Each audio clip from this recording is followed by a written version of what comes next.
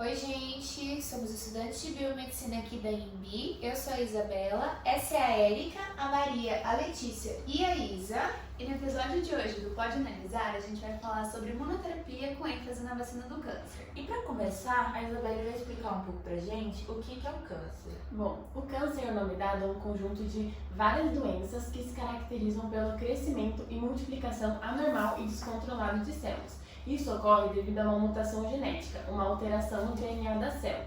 Então, as células normais do nosso corpo, elas são capazes de se multiplicar, por meio da divisão celular, e a maioria cresce, multiplica e morre de maneira ordenada. Já as células cancerosas, elas continuam crescendo incontrolavelmente, gerando o tumor e podendo se espalhar para outras regiões por corrente sanguínea, o que é chamado de metástase. Vale lembrar que há vários fatores que podem causar danos nos nossos tecidos e nossas células a nível de DNA, como fatores internos, como por exemplo a predisposição genética, que é a probabilidade aumentada da pessoa desenvolver o câncer por alterações genéticas hereditárias, ou também, mas esses são de 5 a 10% dos casos, ou também por fatores externos, como fatores ambientais e hábitos de vida, como o tabagismo, que pode causar o câncer de pulmão, a exposição solar, que pode causar o câncer de pele. Então, todos esses fatores, esses hábitos, essas questões ambientais podem acabar levando sim uma pessoa a desenvolver o câncer. E atualmente o tratamento do câncer ele é feito com quimioterapia e radioterapia. Só que são formas muito abrasivas, muito invasivas. E aí eles buscaram uma outra maneira de estar fazendo a cura para o câncer, ou o melhor tratamento, e descobriram a imunoterapia. E também a imunoterapia é um tratamento que não é nada mais nada menos do que o seu próprio sistema imunológico combatendo a célula cancerígena do seu corpo. E para a gente entender melhor o que é a imunoterapia, a gente tem as interleucinas e os interferons, que são proteínas que são secretadas pelos linfócitos T do nosso corpo. Elas servem para inibir os micro-organismos que invadem as nossas células. Esses aí são chamados... São os potencializadores biológicos. Além dos potencializadores que ela falou, temos também os anticorpos monoclonais.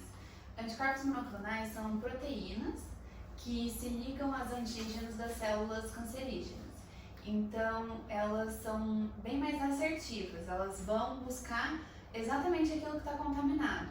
E com isso, eles não vão matar as células saudáveis que estão em volta. Então, por isso ela foi uma inovação, na área da saúde. E além dos anticorpos monoclonais, tem alguns tipos deles.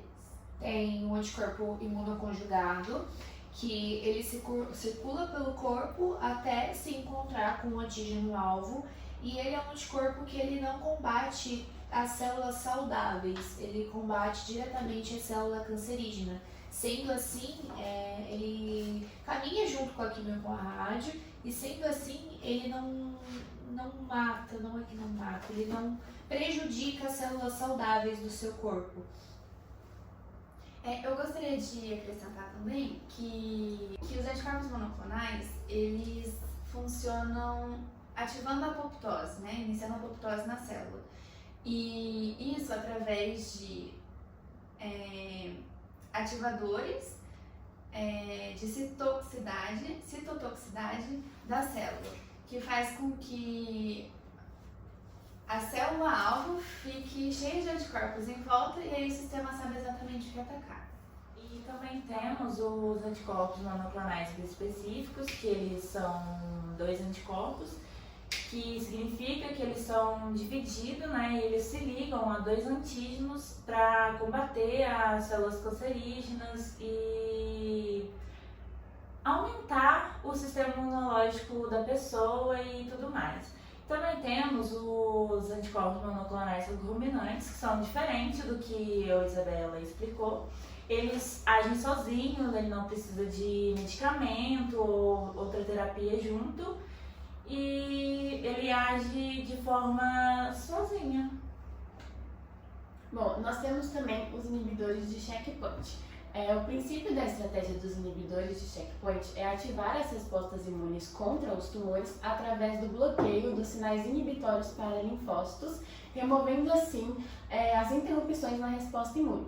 Então, o que acontece? Foram descobertas moléculas presentes na superfície dos linfócitos chamada PD-1, que quando elas interagem com seus ligantes, PDL1 ou PDL2, presente na célula tumoral, elas acabam suprimindo a atividade das células T, inibindo a resposta imune. Então foram criados anticorpos que agem na interação PD1-PDL1 e que mostraram resposta clínica positiva em diversos tipos de tumores, bloqueando, né, essa ligação e, consequentemente, mantendo as células T ativas, aumentando a resposta imunológica. E vale citar também outra molécula descoberta, que é a CTLA4, que ela também inibe a ação de linfócitos, e foram criados anticorpos anti-CTLA4 para manter o linfócito ativo, né, e aumentando a resposta imunológica, bloqueando esse sinal inibitório. Então, essas descobertas, elas também se tornaram um marco na imunoterapia contra o câncer. E a vacina, como que funciona? Bom, e pra gente dar ênfase nessa parte da imunoterapia, a vacina é essencial porque ela faz parte do tratamento da imunoterapia. A vacina, ela age pelo linfócito T, que é extraído do paciente pelo sangue, e aí ele é recombinado em laboratório com outras proteínas e moléculas e reaplicado no paciente. Nessa reaplicação, o paciente tem uma fortalecida no sistema imunológico. Uma proteína que se destaca, que tem sido muito extraída, é a cervinina, que no nosso organismo normal ele esconde as células cancerosas, mas com essa recombinação no laboratório, a gente tem um fortalecimento do sistema imunológico para detectar essas proteínas de cervinina. Então, o nosso sistema imunológico ele fica mais potente para destruir as células cancerosas. E para finalizar, a gente vai falar algumas curiosidades, né? Que foi uma das coisas mais interessantes, eu não sabia, mas aqui no Brasil o SUS oferece tratamento para imunoterapia no Hospital do Amor, que fica em Barretos. Só que infelizmente ele só funciona para 2 tipos, que é o câncer de pulmão e o melanoma. Né? Quem sabe, assim, futuramente ele possa chegar a mais tipos, né? E... deixa eu dar uma olhadinha aqui. E ela também, a imunoterapia, é uma forma menos agressiva, né? Como a gente citou antes, a quimio e a rádio são formas muito invasivas. E aí, por isso, surgiu essa ideia de buscar um novo tratamento. E os efeitos colaterais são poucos também, né? Náuseas, diarreia, tosse, fadiga. Isso. E não é tão visível como a quimio, por exemplo, que muita mulher, não só mulheres, né? Mas principalmente as mulheres que têm mais essa vaidade sofrem pela perca dos cabelos e sobrancelha e todo tipo de pelo. Isso acaba sendo bem triste para elas, eu acredito. Sim, o corpo também fica extremamente fraco, né? É porque essa é a diferença, né? A imunoterapia ela age diretamente na célula cancerígena, enquanto as outras elas matam todas as células juntas, inclusive as saudáveis. E foi esse o episódio de hoje. A gente espera que vocês tenham gostado e assistam os próximos episódios.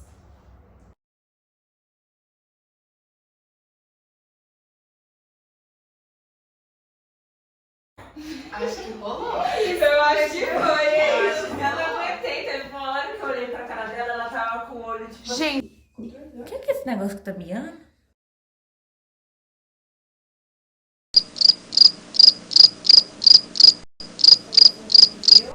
Falando que não é análise do sistema imunológico, combatendo as células cancerígenas do corpo. Essa agora eu